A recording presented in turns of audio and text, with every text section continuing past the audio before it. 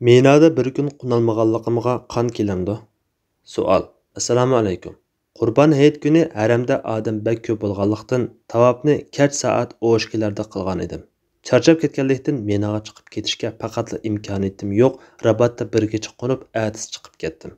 Ashu bir kun qunalmaganligimga qan kelamdigandi deb o'zlaridan so'rashim. Javob. Va alaykum assalom va rahmatullohi va barakatuh. Barliq hamd sana Cenab-ı Allah'a bolsun. Şundaqla Peygamberimizge, aile tabiatlarga ve onunğa taki kıyametgacha ergashganlarga durud salamlar bolsun. Təşriq günləri Qurban hayitining 2, 3, 4 günləri bo'lib, Alloh taolo bu kunlarda Menada turib Allohni zikr qilishga buyurgan. Allohni sanoqli kunlarda zikr qilinglar. Kimiki 2 kun turib oldirab Menadan Makkaga qaytsa, uningga gunoh bo'lmaydi. Kimiki kechiksa taqvodorlik qilganlar uchun gunoh yo'qdir. Allohdan qo'rqinglar va bilinglarki, hammanglar uning huzuriga to'plansizlar. Baqara surasi 203-oyat.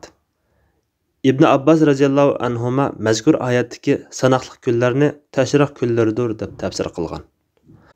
Cenab-ı Allah'ның kimiki 2 kun turib aldirab Menadan Makkaga qaytsa uningga gunoh bo'lmaydi degan so'ziga asosan aldirganlar 4-kuniga tava kechsi Menada qo'nmasa ruxsat qilingan. Ko'pchilik olimlarning qarashida Menada qo'nadigan tashriq kunlari kechalarda Menada qo'nish vojib bo'lib, qo'ngan kishi kechining ko'p qismini Menada o'tkazishi lozim. Hanafi mazhabda qo'nish sunnat, qo'nmaslik makruh. İbn Ömer radhiyallohu anhuma rivoyat qiladi-ki, Abbas radhiyallohu anhu Rasululloh sallallohu alayhi va sallamdan o'zining hojilarga ichimlik suv taqdim qilish xizmati sababli Menada turadigan kechalari Makkada turish uchun ijozat so'ragan edi. Rasululloh uningga ijozat berdi. İbn Ömer radhiyallohu anhuma rivoyat qiladi-ki, Ömer radhiyallohu anhu ba'zi kishilarga vazifa topshirib, hojilardan birasining Aqaba keynida qo'nishga qoldirmay Mena ichiga kirgizatdi va diqqat qilinglar, hojilardan birasi Aqaba keynida qo'nib qolmag'ay deydi. Yuqorqi oyatning oldirganlarga 2 kun qo'nsa gunoh bo'lmaydi deb ruxsat qilganligi bilan Rasululloh sallallohu alayhi va sallamning o'zirliklarga bergan ruxsati ko'pchilik olimlarning qo'nish vojib degan qarashini kuchlantirdi. Menada qo'nish yatmasimi yoki uxlamasimi Menada yerda yoki mashinada tursa vujudga chiqadi. Kech kun petish bilan boshlanib tong otgan qadar davomlashadi. Buning yarmidan ko'proq vaqt Menada tursa qo'ngan bo'ladi. Buningga asosan o'zirliklarga gunohmi bo'lmaydi, qonmi kelmaydi. Menada qo'nish uchun ketib o'tib yo'l besiq bo'lib ketib, yoki to'silib qolib, yoki og'rib qolib, yoki biror ishdan qo'rqib qunalmagan yoki kechikib chiqqan bo'lsa, o'zirlik bo'ladi. O'zirsiz hamma kechida yoki bir kechida qo'nmaganlarga qon keladi. Bu Maliki mazhab qarashi. Shafiy mazhab qarashida bir kecha qo'nmagan bo'lsa, bir jang ashliq, 2 kecha qo'nmasa 1 kilo ashliq sadaqa bersa bo'ladi. Hamma kechalarda qo'nmasa qon qilishi vojib bo'ladi. Hanafi mazhabda qo'nish hukmi sunnat bo'lg'achqa 1 yoki 3 kecha qo'nmagan taqdirdami sadaqa yoki qon kelmaydi.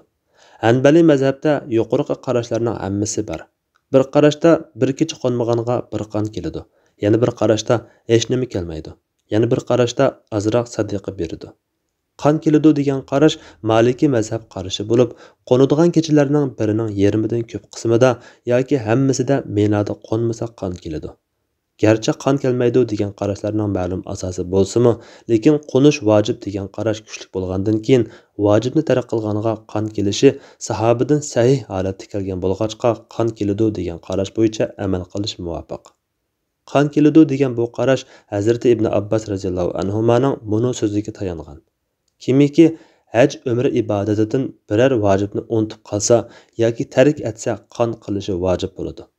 Yana bir tarafdan nurg'un chiqim, kuch va vaqt sarf qilib ado qilgan hajning qusursiz tamom bo'lishi uchun qon qilib o'tish ko'ngilni xotirjam qiladigan ish.